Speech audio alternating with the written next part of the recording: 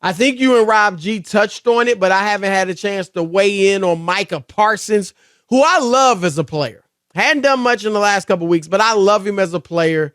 He obviously is, he's on, he's starting off like he's going to be an all-time great. Obviously, he's got to maintain that.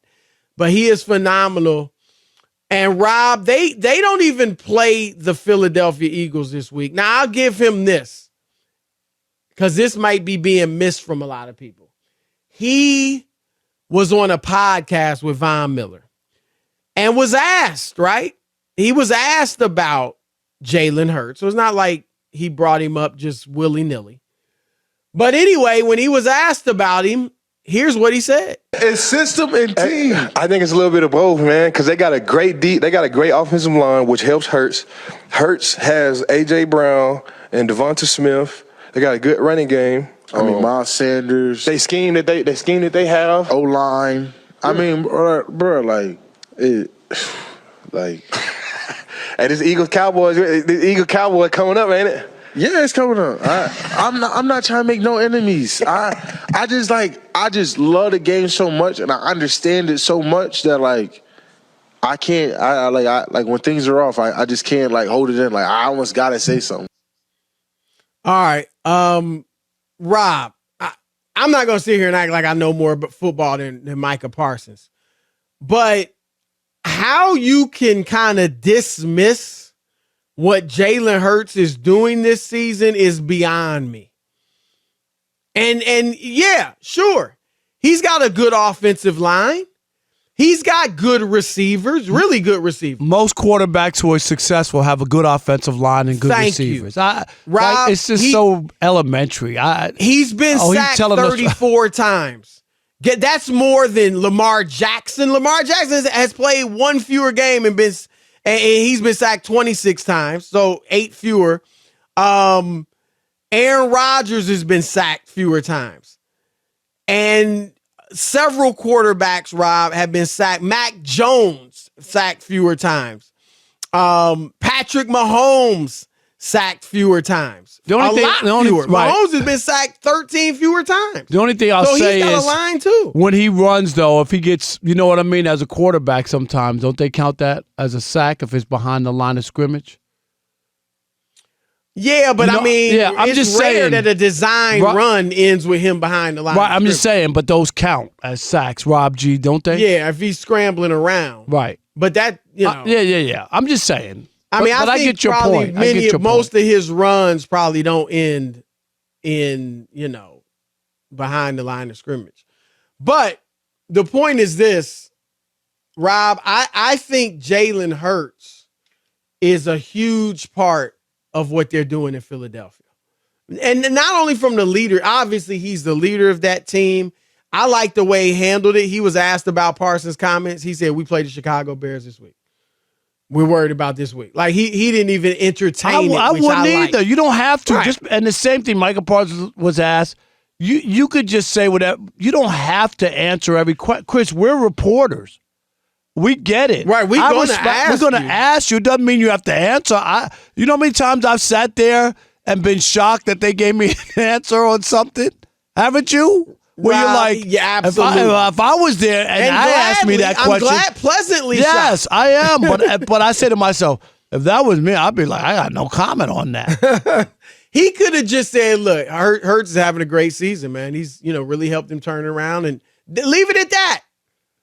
But to say, and he kind of chuckled like, when I see something, right, like he's pulled the curtain back on something. Right. Like, I know the game, I know the game. The other people think that isn't him, and he's great. When I see something out of whack, right, that's what it comes off like. Like, people giving this dude all these props, and I see it, and he ain't all that. And Rob, I'm saying when you look at that team, this is not, and you say they got a great running game. They do. But largely because of him. And it's not just because he gains a lot of yards like a Josh Allen. This is not a situation where he's taking the snap and handing it off to Nick Chubb or handing it off to Tony Pollard and Ezekiel Elliott. This is a run game that is based on Jalen Hurts' versatility. It's darn near like a college option game in a lot of times. And that is due to Jalen Hurts' ability to not only run that, but also pass the ball at a high enough level where they're effective through the air. And I get it. Look, Micah may have only watched a good amount of film on Jalen when they were preparing for them earlier in the season. And Jalen wasn't playing poorly, but Rob, he's picked it up of late. So he wasn't quite playing as well as he is now when Micah may have seen all that tape. But I just think to belittle what he's done, I don't see it. If I saw it, if I believed that Hurts was a system quarterback, Rob, or if it was smoke and mirrors and, like when we talk about the Vikings. Like we look at them and say, okay, they're 10-3, but we just don't think they're that good. We don't think they're world beaters because we look at them. We've said it before. There's no question. Right? It's not that we're not trying to diss them. We don't think that they're that great.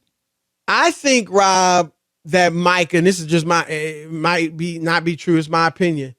I think he may be caught up in the fact that Hurts doesn't wing it like Mahomes, like Josh Allen, like Joe Burrow, like Aaron Rodgers in the past few seasons. He's not putting up these huge passing numbers. And while he's running great, he's not Lamar Jackson. He's not the threat. As great as he is running the football, he's not putting up the numbers Lamar did when he won MVP. And he's not the breakaway threat that Lamar is. He's not as dynamic as Lamar. So maybe he's getting caught up in that, Rob, and saying, that's why he doesn't think he's all that. But I don't get it. I think he couldn't be more wrong. I'm with you. I just don't get it. He's progressed in every way. Last year we were questioning. You remember who do we have on from Philly? Gargano. Anthony Gargano, who just didn't think he could pass the ball. His passing, right. What was subpar? He loved him otherwise, but he was like, I don't know if he throws it well enough or ever will. And obviously that shows you the hard work that he's put in. Because it was a question last year, Chris. Remember that? We watched him. Absolutely. But to see him, particularly these last few weeks, Rob, they have needed him to throw the football, and he's done it tremendously, right? Tennessee, he threw for 380 yards, 3 touchdowns, no picks, 130 passer rating. When he's needed to, he has thrown it well, particularly of late.